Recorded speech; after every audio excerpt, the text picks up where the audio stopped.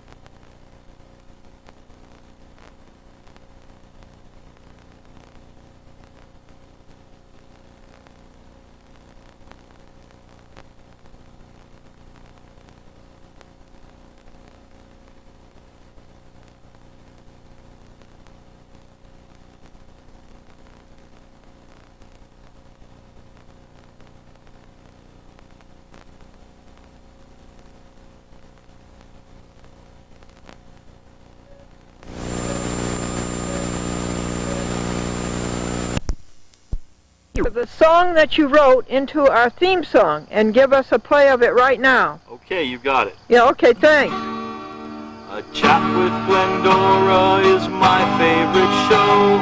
She'll tell you all the things that you need to know to live a good life, to prosper and grow.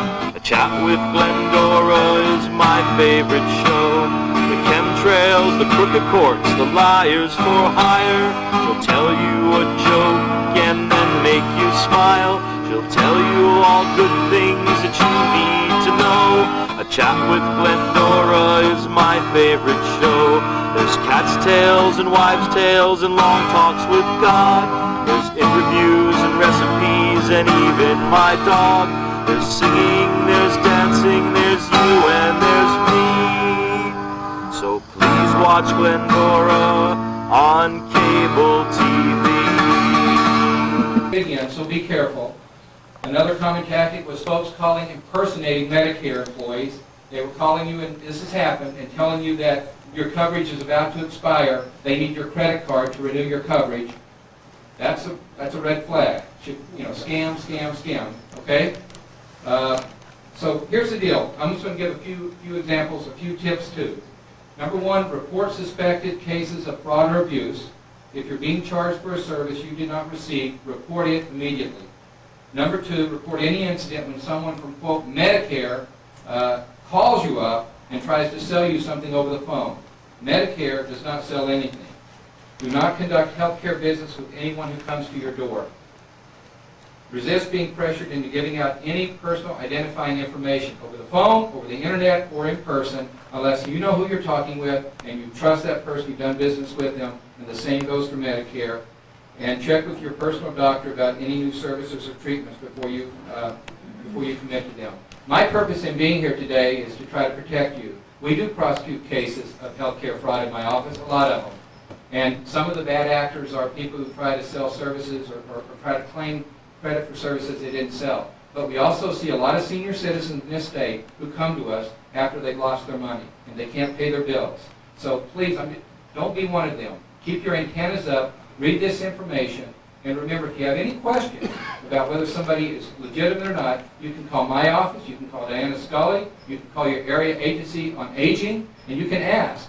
If you have any question, you can ask, okay? Thank you. And we'll let them know that we're paying attention. And if we find that there are tactics going on, we're shutting them down.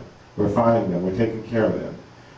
Because we're very concerned that too much money is spent on fraudulent tactics.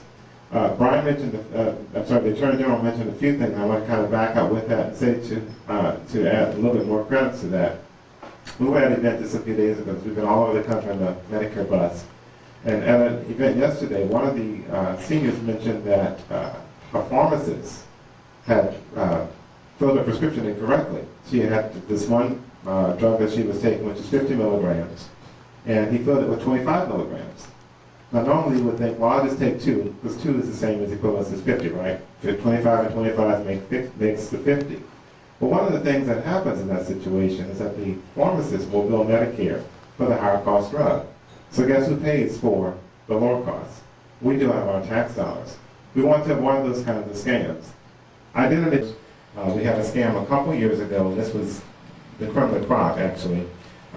This provider or this entity was calling seniors' homes saying, we're going to provide you with drugs, prescription drugs for a lifetime. And all you have to do is give your credit card number, and it's only going to cost you $299 for a lifetime of drugs. Does that sound too good to be true? Guess what? It was too good to be true. Many seniors fell prey to that. So you don't want to get yourself in a situation where you actually are a victim of these scams, a victim of fraud, a victim of identity theft. So today being Halloween, you don't want those ghosts and goblins in your business, okay? So make sure. And I know that the congressman is focusing on these as well, because after all, Medicare is a 100% federally funded program. So thanks for being here, Mark, and thanks for the work of Congressman Allen. At this point, I'd like to turn it over to Diana Scully. She's the Director of the Office of Elder Affairs for the state of Maine, to talk about some of the work she's doing.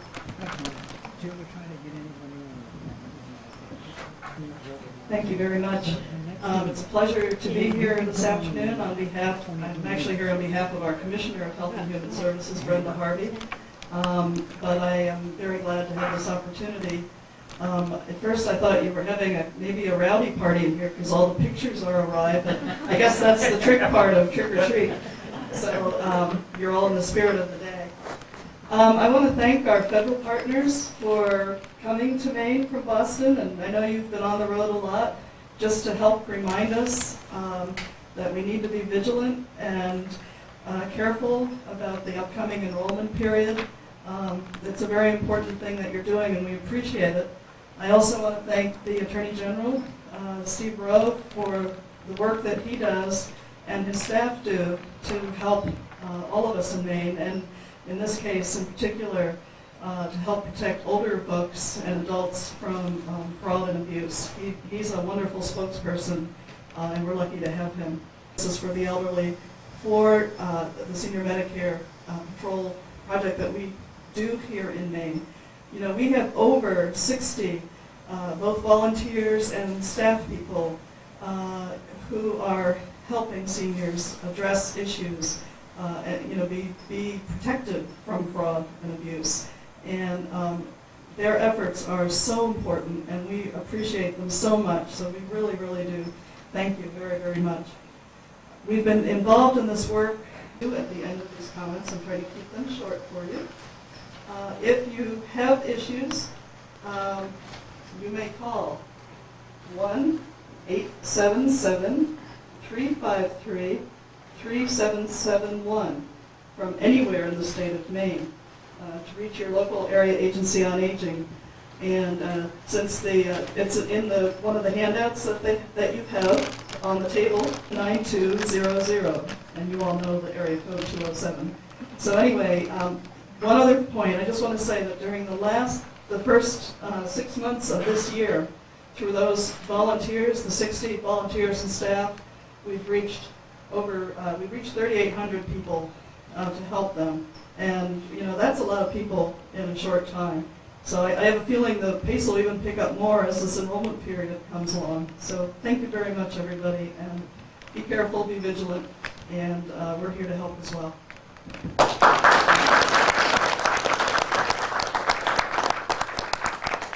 Thank you so much, Diana, and thanks to all of you for coming on up and visiting with us. We know we interrupted your card game downstairs, so we want to get you back to it. But we are so grateful you're willing to spend part of this beautiful day with us. And finally, In the bags that were handed out, in the transparent plastic bags, is a list. It says 12 tips to protect yourself from healthcare fraud, summarizes some of the points made here today. There are phone numbers in multiple places in that bag that will allow you to reach out and blow the whistle and contact those of us at the federal level or the state level with your concerns with regard to identity theft and Medicare fraud. The 12 tips, they sound so basic, and they are. There's nothing there that's going to really... When she came over to the house, she brought them on her feet. So then I will give that lady a jar of the chemical that I will spray her house for her. And they all have to do, all the animals and the ladies. And I can't put bombs in any of these houses. They have these bombs, you push the button down and the spray will come out to kill fleas, because everybody has propane heat gas and it would blow the house up, so I can't do that. So I will spray the houses, and I'll call the gas company and ask them if it's okay for me to do that. And then I'll leave them spray, because they have to spray a couple more times to get them. We're on here about maybe an hour, Oh, really? 45 minutes about.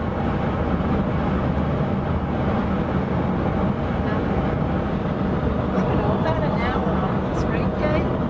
About an hour.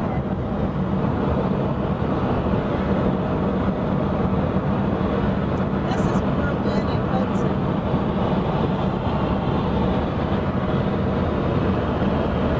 John's been so sick with that bug. I've been throwing boiling water all over everything. Washing clothes and sheets and towels. Well, it gets up there. Clinton, Mass. It gets up there. 495 Leominster, Massachusetts. 2:15 p.m. What's the mileage, Doc? 166. 166 miles from the Happy House.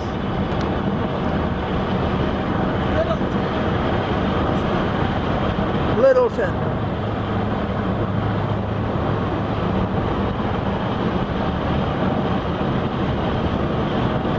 Guys, those things are very expensive, those airstreams.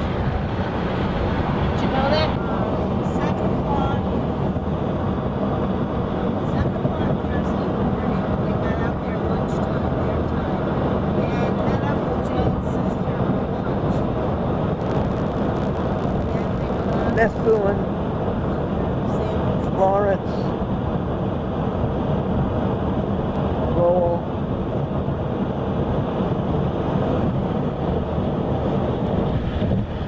Uh, 2:35 p.m. What's Haverhill? Haverhill. What's the mileage? April is 192. 192 miles.